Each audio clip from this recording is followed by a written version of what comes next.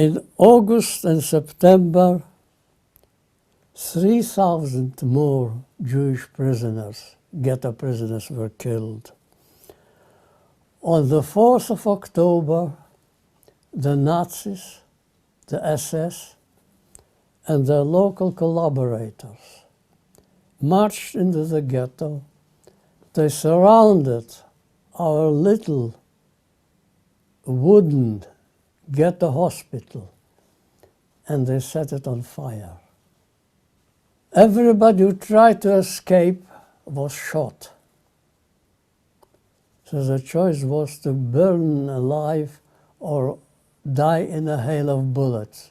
On that day, the doctors, the nurses, the patients which were in the hospital met their death. The other atrocity took place 3 weeks later. They selected again the Nazis, the SS, and helped by local Lithuanian collaborators. They all marched into the ghetto. They selected 10,000. By that time, the ghetto population was reduced to about 26,000. So they selected 10,000. They took them away to the notorious execution place not far from Kaunas, and they were all murdered. This was a shock for the whole ghetto. Everyone lost some of their loved ones. In fact, we lost 7 members of our 14-member family who decided to stay put. And to increase our agony, we had to face the fact that our killers were our Lithuanian neighbors, young Lithuanian men who had volunteered, who had succumbed to Nazi propaganda, and who had volunteered to join the Nazis.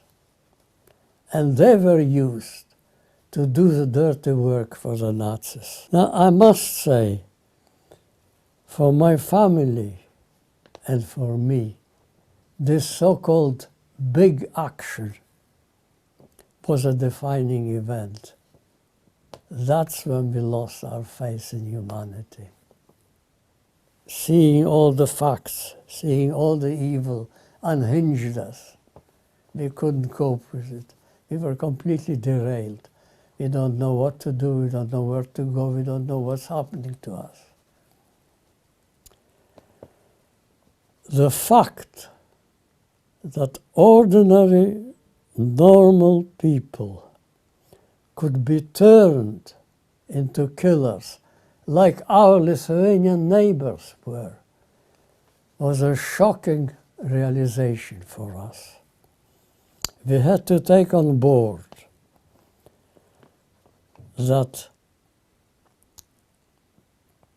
the line between good and evil was a very flimsy one, a very thin one, and it was all too easy to indoctrinate ordinary people, not sadists, not criminals, to indoctrinate ordinary people to turn from good into evil. So that was our lesson.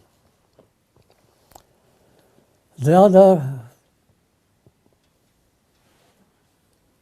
atrocity took place in 1944, spring 1944, and that was a so-called children's action.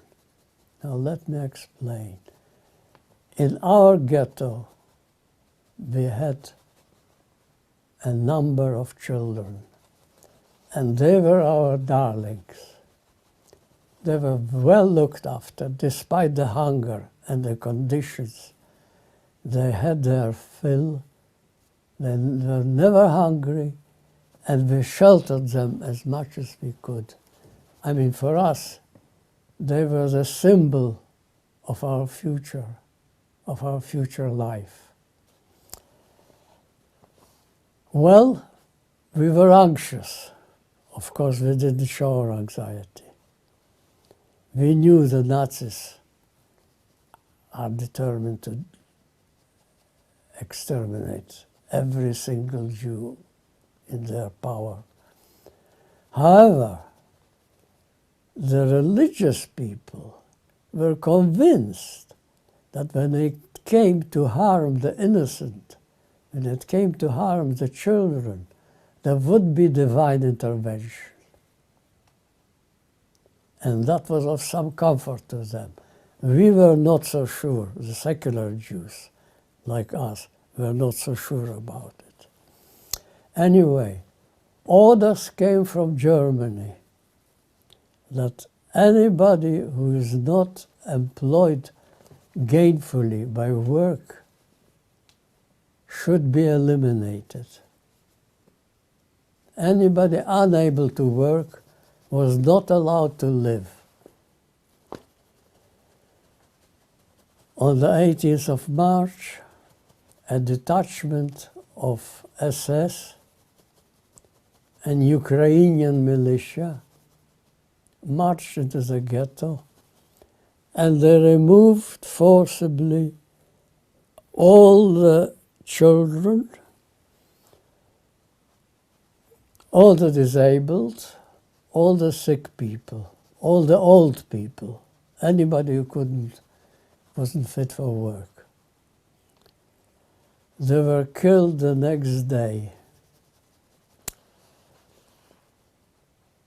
A lot of religious people became disillusioned and they lost their faith, quite a number of them. It was a bloodbath. It's one of my most stressful memories. And I get nightmares. And I wonder, when I wake up, I wonder that if God is the master of the universe, why is it that he allowed the ghetto children to be massacred? I wonder when I wake up from my nightmares. So that was my worst experience, the so-called children's ghetto.